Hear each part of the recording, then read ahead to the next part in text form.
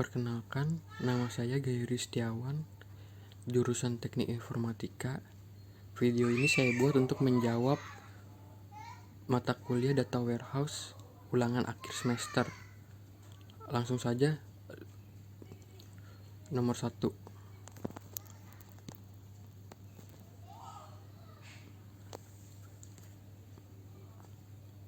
Jelaskan dengan menggunakan bahasa kalian sendiri gambar arsitektur dan komponen data warehouse di bawah ini.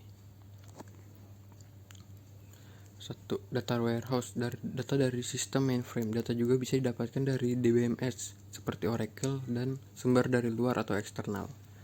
Nah, di sini ada juga load manager. Load manager bertugas membentuk semua operasi yang berhubungan dengan proses ekstraksi dan loading data ke dalam data warehouse. Yang ketiga ada warehouse manager. Warehouse manager bertugas sebagai menganalisa data, transforming sumber data dari penyimpanan sementara, membuat indeks dan view pada table master, melakukan denormalisasi, menggenerate operasi count dan sum, serta membackup data dan mengarsipkannya.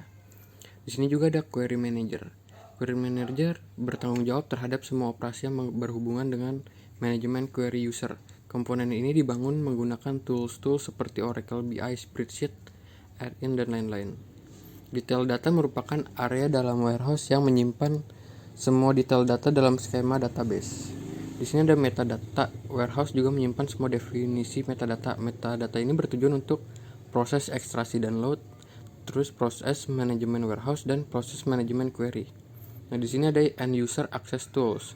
Tujuan data warehouse adalah untuk menyediakan informasi ke manajer bisnis untuk proses pengambilan keputusan secara strategis. Oke, lanjut ke nomor 2 ya. Nomor 2 ini soalnya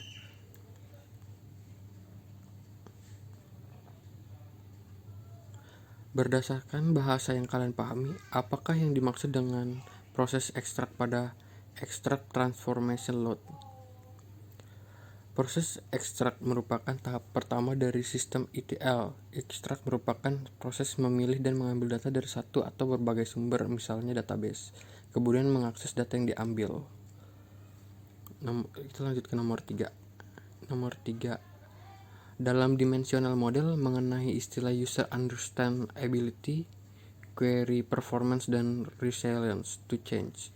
Jelaskan maksud dari istilah tersebut di atas. User understand ability.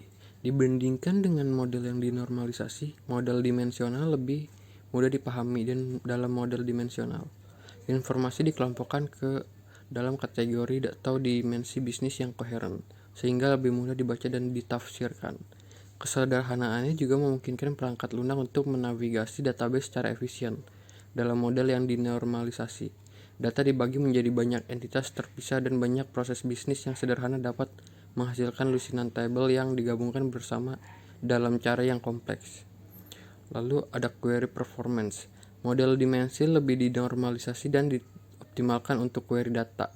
Sementara model yang dinormalisasi berusaha menghilangkan redundansi data dan dioptimalkan untuk pemuatan dan pembaruan transaksi. Kerangka kerja model dimensional yang dapat diprediksi memungkinkan database untuk membuat asumsi yang kuat tentang data, yang mungkin berdampak positif pada kinerja. Setiap dimensi adalah titik masuk yang setara ke dalam tabel fakta, dan struktur simetris ini memungkinkan penanganan query kompleks yang efektif. Pengoptimalan query untuk database yang digabungkan dengan bintang itu sederhana, dapat diprediksi, dan dapat dikontrol. Resilience to change. Model dimensi dapat diskalakan dengan mudah mengakomodasi data baru yang tidak terduga. Tabel yang ada dapat diubah di tempatnya baik dengan menambahkan baris data baru ke dalam tabel atau menjalankan perintah SQL alter table. Tidak ada pertanyaan atau aplikasi yang berada di atas gudang data yang perlu diprogram ulang untuk mengakomodasi perubahan.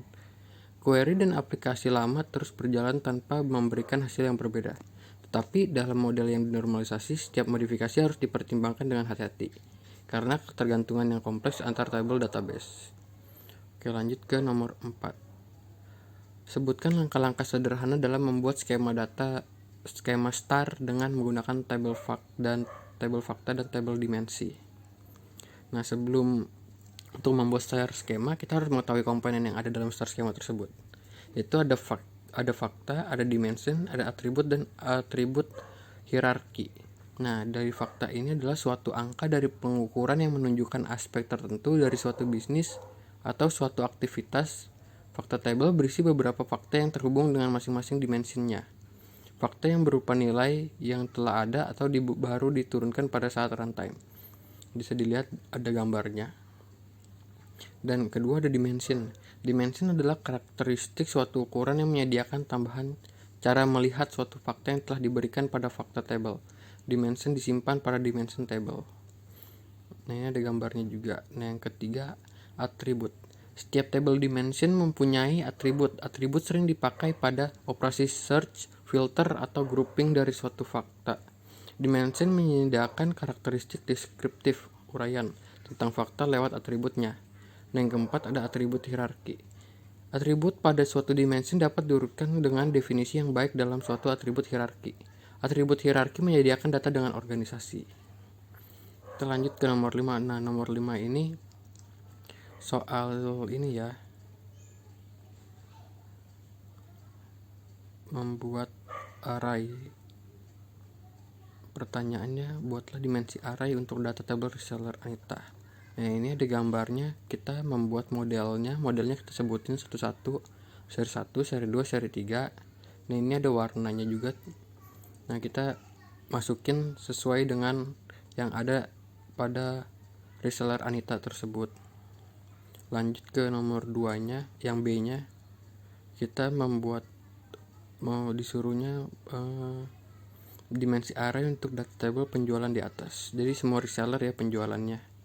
Nah, untuk ini tablenya seperti ini ya. Kita satu-satu sama, tapi untuk resellernya kita harus membuat model dan warna. Terus ada warna dan reseller, dan reseller dan warna. Oke. Itu aja dari saya. Terima kasih.